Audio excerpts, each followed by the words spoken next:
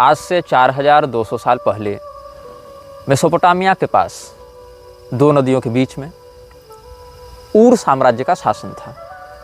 ऊर तृतीय वहाँ का राजा था और उसके शासनकाल में एक बच्चे ने जन्म लिया। उस बच्चे की महत्वाकांक्षाएं बहुत अधिक थीं और राजा ऊर का साम्राज्य बहुत बड़ा नहीं था।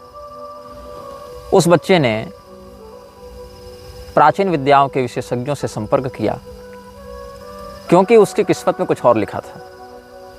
अपने प्रारब्ध में लिखे हुए राज्य सत्ता को प्राप्त करने के लिए उसने विद्रोह किया।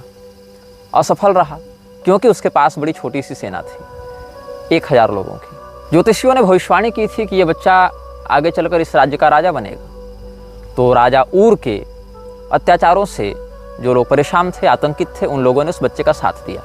लेकिन लोगों की संख्या कम थी, 1000 लोग राजा के सामने कुछ भी नहीं थे। राजा ने विद्रोह को दबा दिया, बच्चे को मरवाने के फरमान जारी कर दिए गए। लेकिन बच्चा भाग निकला।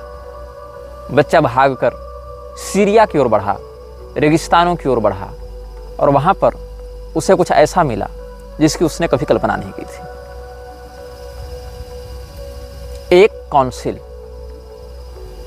एक संगठन जिसमें 15 लोग थे। ये 15 लोग एक ऐसे व्यक्ति की खोज में थे जो उनका नेतृत्व कर सके। इन 15 लोगों के पास अलग अलग शक्तियाँ थीं, अलग अलग सामर्थ्य थे, अलग अलग प्रकार की इच्छाएं थीं और ये आपस में एकजुट नहीं हो पाते थे। इन्हें आवश्यकता थी एक ऐसे नेता की जो इन सबों को एक सूत्र में बांध सके, इनकी शक्तियों का एकत्रीकरण करके अपने उद्देश्य के लिए प्रयोग कर सके। उन 15 लोगों ने इसको अपना नेता चुना, अपनी शक्तियों का एक बड़ा भाग इसके विकास में लगाया और इन 16 लोगों ने मिलकर एक शक्ति को उत्पन्न किया। ये जो बच्चा है इसके विषय में आप जानते हैं, इसका नाम है अहरिमान आर्द्र म्लेच्छ, जिसे हम कहते हैं म्लेच्छराज। 16 लोगों की यह सभा म्लेच्छराज के नेतृत्व में उसके 15 पार्षदों के साथ बनी इस सभा ने अपने शरीर से अपनी शक्ति का एक एक अंश निकालकर उसको सम्मिलित किया और एक शैतान को बनाया। उस शैतान का नाम था अनाम म्लेच्छ। वस्तुतः अनाम म्लेच्छ ही वह शक्ति है जिसकी आराधना म्लेच्छराज करता है। अनाम म्लेच्छ और आर्द्र म्लेच्छ ये दोनों साथ साथ चलते हैं। जैसे दिव्य संपदा में अश्विनी कुमार एक जैसे दिखते हैं, एक साथ चलते हैं, जैसे दिव्य संपदा में अश्विनी कुमार युगल हैं, वैसे ही आसुरी संपदा में आर्द्र म्लेच्छ और अनाम म्लेच्छ दोनों साथ साथ चलते हैं, दोनों युगल हैं, दोनों संयुक्त हैं। आर्द्र म्लेच्छ को, म्लेच्छराज को जो शक्तियाँ मिलती हैं वो वस्तुतः अनाम म्लेच्छ से ही उसे प्राप्त होती हैं। अनाम म्लेच्छ का नाम अनाम इसीलिए है क्योंकि इसकी प्रसिद्धि अधिक नहीं हुई, क्योंकि इसने अपने दूसरे रूप से सारे कार्यों को किया है। ये कभी सामने आया नहीं, कभी इसने सीधा हस्तक्षेप नहीं किया। ये वो राजा है जो अभी तक अपने चेहरे को सार्वजनिक नहीं करना चाहता। ये समस्त कार्यों को करने के लिए आर्द्र म्लेच्छ का आश्रय लेता है। तो वस्तुतः म्लेच्छराज मतलब जो आर्द्र म्लेच्छ है वो राजा तो अवश्य है, लेकिन वो राजा स्वतंत्र नहीं है। उस राजा की इच्छाएं स्वतंत्र नहीं हैं। उस राजा को अगर कुछ करना है तो उसको अनाम म्लेच्छ से सहमति और अनुमति लेनी पड़ेगी। एक तरीके से कहें तो एक ही शरीर में रहने वाली ये दो शक्तियां हैं। आर्द्र म्लेच्छ का शरीर और उसके अंदर जो नियंत्रण है वो अनाम म्लेच्छ का है।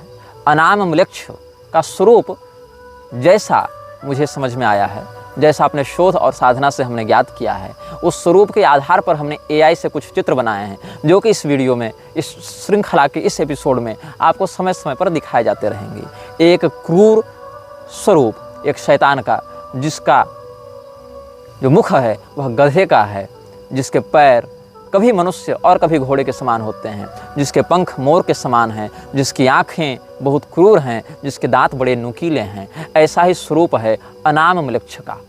और ये अनाम म्लेच्छ ही वह शक्ति केंद्र है, वह शक्तिपुंज है जहाँ से म्लेच्छराज आर्द्र म्लेच्छ जहाँ से अपनी शक्तियों को प्राप्त करता है, जहाँ से उन शक्तियों का प्रयोग करता है। हम बात कर रहे थे ऊर साम्राज्य के पतन की। जब आज से 4200 साल पहले ऊर साम्राज्य का पतन हुआ, उस समय अंतिम राजा था इब्बिसिन। इब्बिसिन के अत्याचारों के कारण जब विद्रोह हुआ, उस समय पहली बार तो विद्रोह कुचल दिया गया, लेकिन दूसरी बार अपनी शैतानी शक्तियों के साथ आर्द्रमलेक्ष के नेतृत्व में जब विद्रोह किया तो इब्बिसिन हार गया और वहीं पर असुर साम्राज्य की नींव पड़ी। असुर साम्राज्य की नींव जब पड़ी, उसका नाम पड़ा गया असीरिया। असीरिया और सीरिया दोनों अलग अलग हैं, लेकिन नाम का जो स्रोत है वो समान है। ईसा पूर्व 26-25 शताब्दी तक विश्व का दूसरा बड़ा साम्राज्य था ऊर साम्राज्य। भारतीय सत्ता के संयुक्त प्रभाव के अतिरिक्त अगर विश्व में किसी की बात मानी जाती थी, वह था ऊर साम्राज्य। ऊर साम्राज्य के नेतृत्व में एक छोटा सा शहर एक विशाल साम्राज्य बनता जा रहा था और बीच में ही सत्ता का परिवर्तन हो गया और आर्द्रमलेक्ष ने सत्ता संभाली। असुर साम्राज्य के पहले राजा का नाम असुर था। इस असुर को संस्कृत वाला असुर भी समझ सकते हैं, आसुरी संपदा का होने के कारण, अथवा इसको ASSUR असुर ऐसा भी समझ सकते हैं। असुर नाम के कई राजा इसमें हुए हैं और सुमेरियन भाषा में इसका अर्थ होता है राजा। सुमेरियन भाषा में असुर का अर्थ होता है राजा। और ये पुजुर असुर जो था, असुर साम्राज्य का पहला राजा था। म्लेच्छराज अपने प्रतिनिधियों के माध्यम से उनको राजा बनाकर इस क्षेत्र का शासन करता था और म्लेच्छराज के द्वारा प्राप्त आसुरी शक्तियों का प्रयोग करके असुर साम्राज्य के राजा अपनी सेना का विकास करते रहे, आगे बढ़ते रहे। यद्यपि इनकी सेना बहुत बड़ी नहीं थी, किंतु इनकी योजना और इनका अनुशासन बहुत स्पष्ट होता था और इनके अनुशासन को भंग करने पर बहुत कठोर दंड दिया जाता था। हम आगे की श्रृंखलाओं में इनकी सेना की रणनीतियों पर चर्चा करेंगे और यह भी चर्चा करेंगे कि म्लेच्छराज के द्वारा बनाए गए अनुशासन कौन कौन से हैं। म्लेच्छराज ने अपने अनुयायियों के लिए 60 अनुशासन बनाए हैं। जो भी व्यक्ति म्लेच्छराज का अनुयायी बनेगा उसको इन 60 अनुशासनों का पालन करना पड़ेगा। अगर वह ऐसा नहीं करता है, वह कठोरतम दंड का पात्र होता है। मैंने कल बताया था शैतान के बहुत से नामों में एक नाम है स्तर। स्तर की आराधना करता हुआ यह असुर साम्राज्य आगे बढ़ता रहा। जब ये असुर साम्राज्य म्लेच्छराज की पूजा करता था और म्लेच्छराज के शरीर में घुसे हुए अनाम म्लेच्छ की पूजा करता था, तो उस समय उसका नाम होता था स्तर और उसके चारों ओर 4 वेदियां बनती थीं। उन चारों वेदियों पर नरबलि दी जाती थी। नरबलि के माध्यम से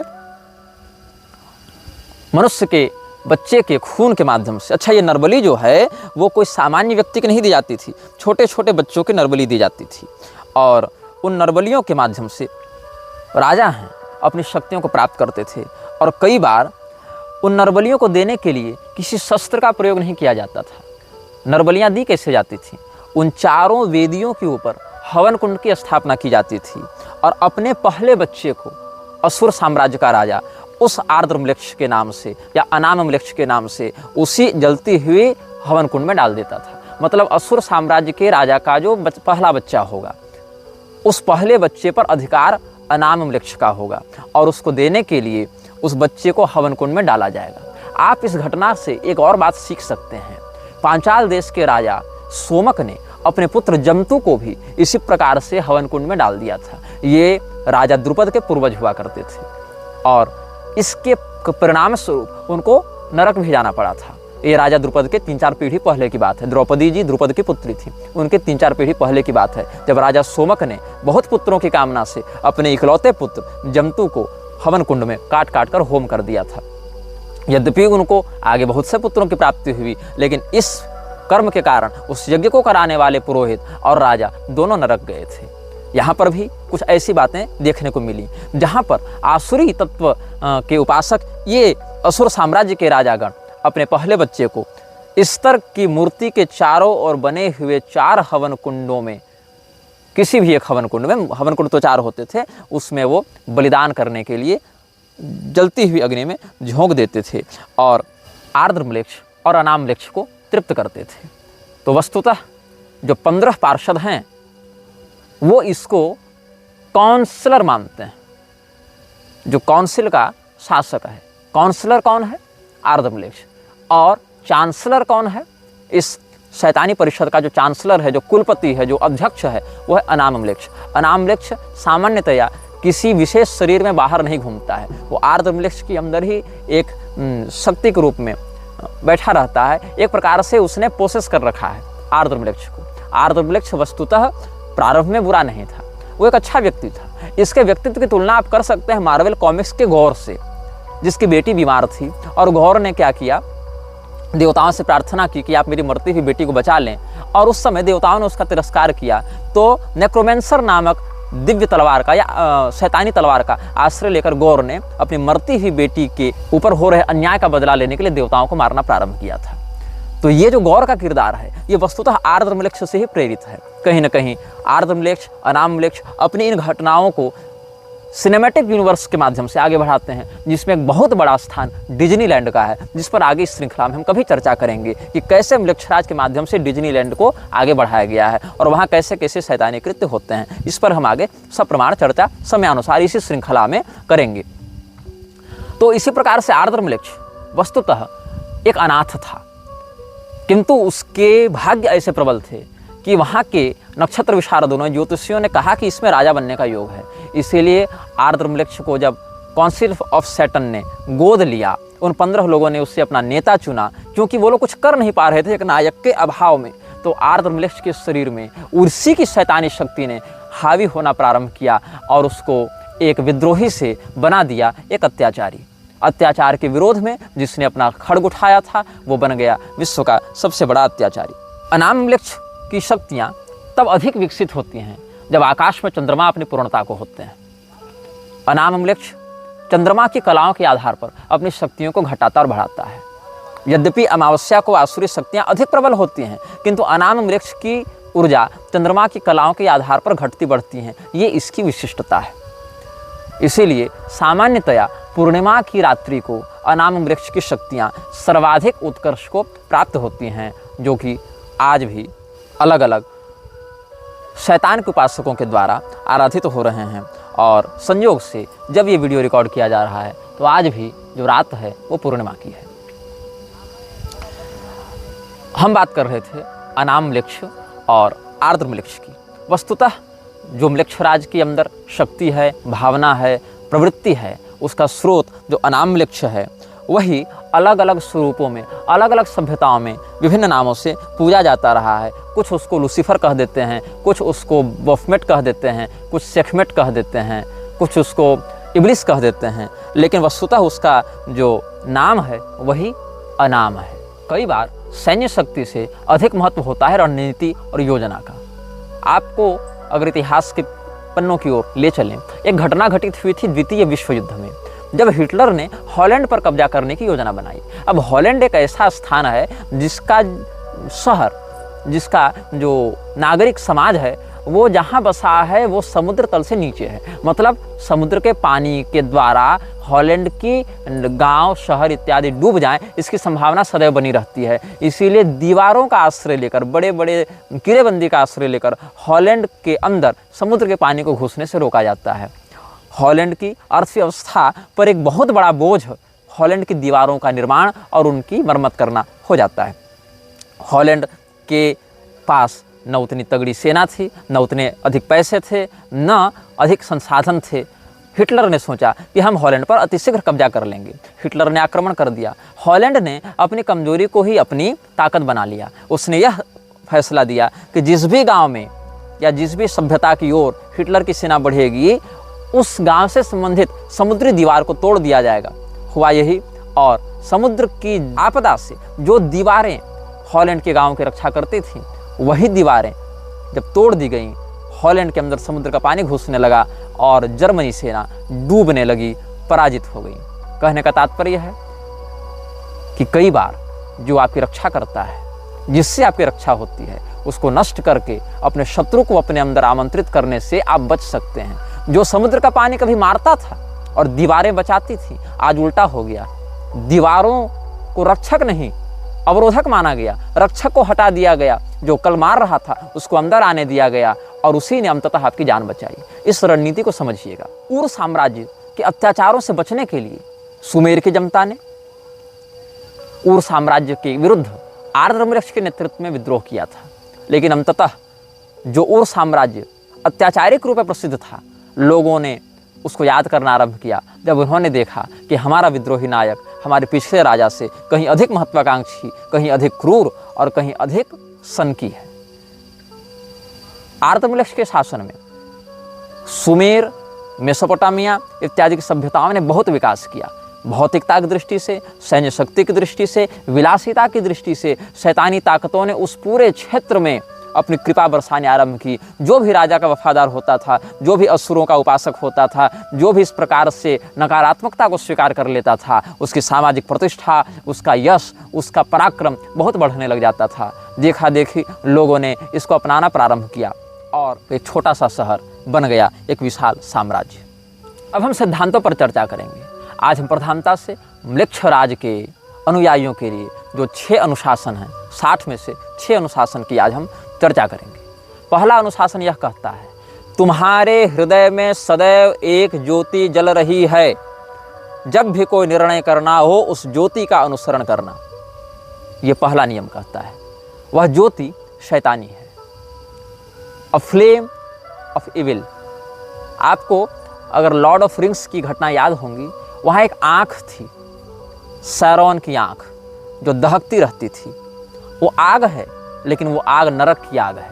वो ज्योति जो तुम्हारे हृदय में जल रही है, अगर तुम उसे स्वीकार करते हो तो ये अध्यात्म की ज्योति नहीं है, ये आत्मा की स्वयं प्रकाश ज्योति नहीं है, ये अनाम वृक्ष की ज्योति है। इसीलिए म्लेच्छराज के सभी अनुयायियों को अपने हृदय में उस ज्योति की स्थापना करनी होती है, जो आंतरिक रूप से उनका मार्गदर्शन करती है, उनके हृदय में वैसी प्रेरणाएं डालती हैं, उनके हृदय में वैसी भावनाएं डालती हैं कि बिना किसी संपर्क के केवल मानसिक परिचय और मानसिक संकेत और तरंगों के माध्यम से अपने गुलामों को अनुशासित किया जा सके, उनको नियंत्रित किया जा सके। तो म्लेच्छराज के अनुयायी सबसे पहले यह प्रतिज्ञा लेते हैं कि हमारे हृदय में अनाम वृक्ष की ज्योति सदैव जलती रहे।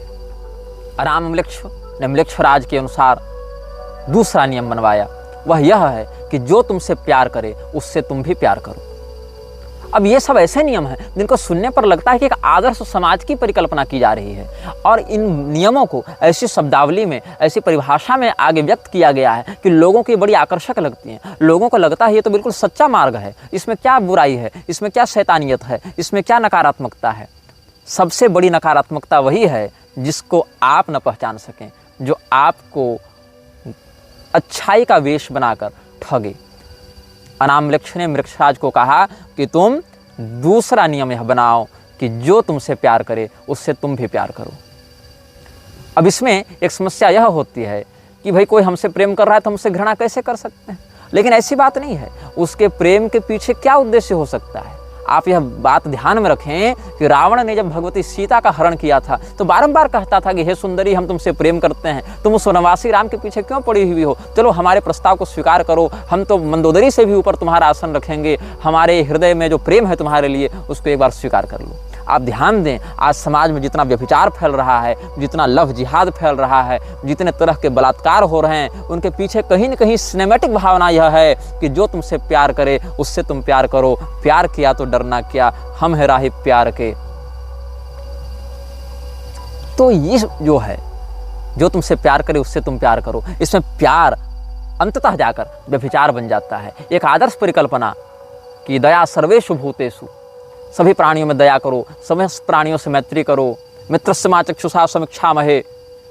तो ये जो आर्ष भावना हमारी थी, उसी का स्रोत लेकर, उसी को आसुरी परिवेश में लपेटकर म्लेच्छराज ने दूसरा नियम बताया कि जो तुमसे प्यार करे उससे तुम भी प्यार करो। म्लेच्छराज ने एक तीसरा नियम बनाया कि अगर कोई तुम्हारा विरोध करता है, अगर कोई तुमसे घृणा करता है, अगर कोई तुमसे नफरत करता है, तो तुम उसके प्रति कोई शत्रुता का भाव मत रखो। इससे क्या होता है, म्लेच्छराज के जो अनुयायी हैं वो अपने चरित्र को समाज में इतने आदर्श और सहनशील के रूप में स्थापित करने में सफल हो जाते हैं कि आपको लगता है कि अरे मैंने इसको गाली दी लेकिन ये सहन कर गया, ये तो बहुत संत व्यक्ति है। अरे मैंने इसको फटकारा, इसको धिक्कारा, लेकिन ये सहन कर गया, इसके मन में तो क्षोभ नहीं हुआ, इसने तो मुझे पलटकर कोई गाली नहीं दी, अवश्य ये कोई बहुत सहनशील व्यक्ति है। आप ध्यान दें, एक तनु जो कपटी मुनि था, राजा प्रताप भानु के समान ऐसे ही काम क्रोध विजयी बनकर बैठा रहता था। राजा प्रताप भानु को लगा कि इनसे बड़ा सिद्ध, इनसे बड़ा जितेंद्रिय तो कोई दूसरा नहीं है।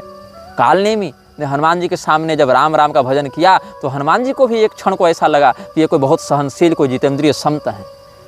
तो जो बातें समाज में आदर्श के रूप में स्थापित हैं, उन्हीं बातों से प्रेरणा लेते हुए म्लेच्छराज ने ऐसे नियम बनाए जो बाहर से देखने से बड़े आदर्श, बड़े दिव्य, बड़े धार्मिक लगते हैं, बड़े सभ्य और शिष्टाचार से युक्त लगते हैं, लेकिन उनके अंदर की भावनाएं बड़ी विकृत होती हैं। इसलिए म्लेच्छराज के जो अनुयायी हैं वो समाज में ऐसी छवि बनाकर चलते हैं कि लोग यह समझें कि वे बड़े सहनशील हैं, बड़े गंभीर हैं, बड़े विवेकी हैं, बड़े प्रबुद्ध हैं, बड़े क्षमाशील हैं, बड़े सुलझे हुए व्यक्तित्व के धनी हैं।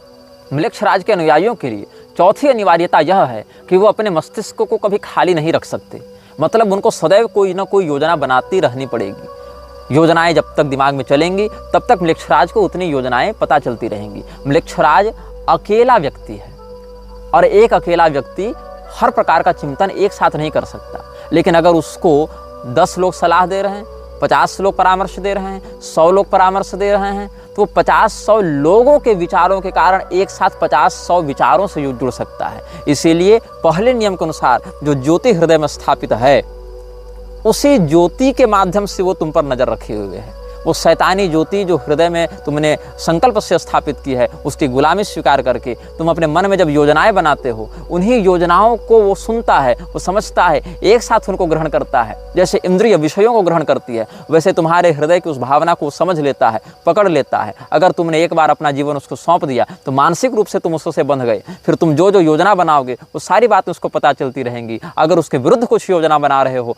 तो वह भी, और अगर उसके अभियान के लिए कुछ योजना बना रहे हो तो वह भी। इसीलिए म्लेच्छराज के अनुयायियों के लिए चौथी अनिवार्यता इस बात की होती है कि वो सदैव अपने मस्तिष्क में किसी न किसी प्रकार की योजना बनाते रहें, ताकि म्लेच्छराज को उनकी मानसिक स्थिति का सदैव अपडेट मिलता रहे, सदैव अद्यतित सूचना मिलती रहे कि मेरा यह सेवक मेरे विरुद्ध जा रहा है, मेरे अनुकूल जा रहा है, या इसमें किस प्रकार की शैतानी रचनात्मकता हो सकती है। म्लेच्छराज के अनुयायियों के लिए पांचवी अनिवार्यता है वचनबद्धता।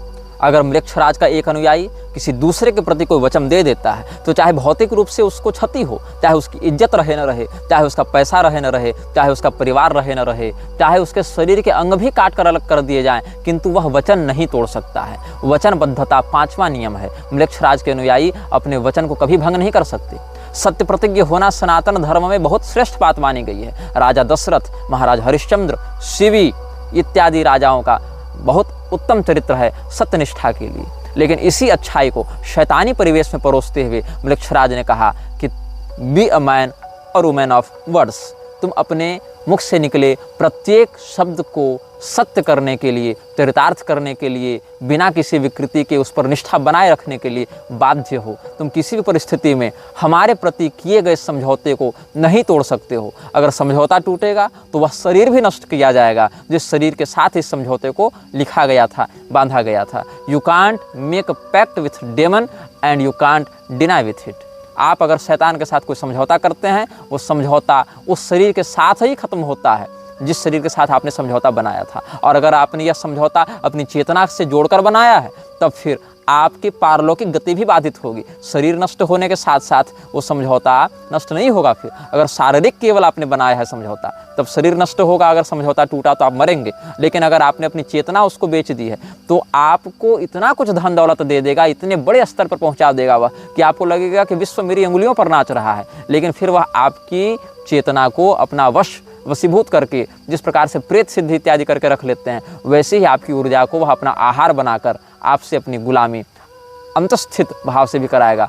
आपकी पारलौकिक गति में वह व्यवधान उत्पन्न करेगा। जैसे प्रेत की उपासना करने वाले लोग अंत में प्रेत गति को प्राप्त होते हैं, वैसे शैतान के साथ समझौता करने वाले लोग भी शैतान के ही गुलाम बन जाते हैं। म्लेच्छराज का बनाया हुआ छठा नियम पांचवें नियम से जुड़ा हुआ है। पांचवा नियम यह कहता है कि आप कभी भी अपने वचन को नहीं तोड़ सकते। लेकिन छठा नियम यह कहता है कि यदि बात आती है अपने हाउस को बचाने की, हाउस मतलब आपका घर नहीं, हाउस मतलब हाउस ऑफ काउंसिल, जहाँ पर आपकी शैतानी परिषद बैठी है, अगर उसके अस्तित्व की बात आती है तो आप अपने वचन को तोड़ेंगे। आप वहाँ पर कंप्रोमाइज़ करेंगे। आप वहाँ पर स्वयं को एक व्यक्ति मानकर नहीं चल सकते कि मैं एक व्यक्ति हूँ, मैंने वचन दिया। अगर संस्था को बचाने की बात आएगी तो आपको अपने वचन को अगर तोड़ना पड़ेगा, संस्था अगर वचन तोड़ने से बचेगी तो वहाँ पर आप अपने वचन को तोड़ेंगे। कुल मिलाकर बात यह है कि शैतानी परिषद का जो 15 लोग हैं और 16वां जो उनका नेतृत्व करता है आर्द्र म्लेच्छ, जिसके अंदर घुसा है 17वां तत्व अनाम म्लेच्छ, इसीलिए कहते हैं the council of 17 ruled by 2। ये भी शब्द बहुत स्थानों पर जो इस विषय में शोध करते हैं उनको मिलता है। काउंसिल ऑफ 17 रूल्ड बाय 2, 17 लोगों का यह परिषद है जिसमें 2 व्यक्ति शासन करते हैं। दिखते 16 हैं क्योंकि अनाम म्लेच्छ और आर्द्र म्लेच्छ तो एक ही शरीर में रहते हैं, लेकिन हैं वो 2। तो काउंसिल ऑफ 17 रूल्ड बाय 2, तो इस काउंसिल को ही हाउस कहा गया है, यही इनका घर है। आपका घर कहीं बाहर नहीं। जो शैतान के गुलाम हैं, म्लेच्छराज के सेवक हैं, वो इसी काउंसिल के वफादार हैं, इसी घर के परिवार के सदस्य हैं। तो अगर वचन को पूरा करने से परिवार बचता है तो वचन पूरा किया जाएगा, तब आप वचन तोड़ नहीं सकते। और अगर वचन को तोड़ने से परिवार बचेगा तो आप वहाँ पर यह नहीं कर सकते कि हमने वचन दे दिया तो अब हम निभाएंगे, मेरी प्रतिष्ठा की बात है, बिल्कुल नहीं। आप कंप्रोमाइज़ करेंगे। यह 5वें नियम का एक अपवाद 6ठे नियम के रूप में बताया जाता है। आज हमने चर्चा की म्लेच्छराज को शक्ति कहाँ से मिलती है, म्लेच्छराज का जन्म कहाँ हुआ था, म्लेच्छराज के अंदर कौन सी शक्ति काम करती है, म्लेच्छराज बना कैसे।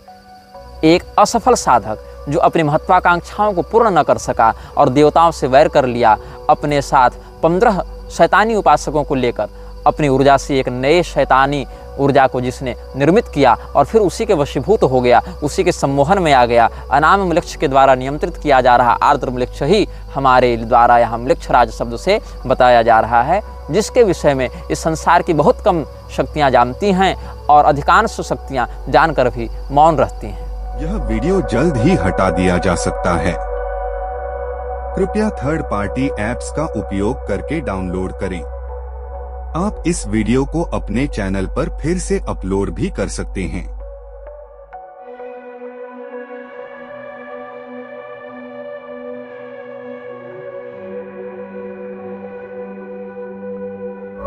This video may get deleted soon.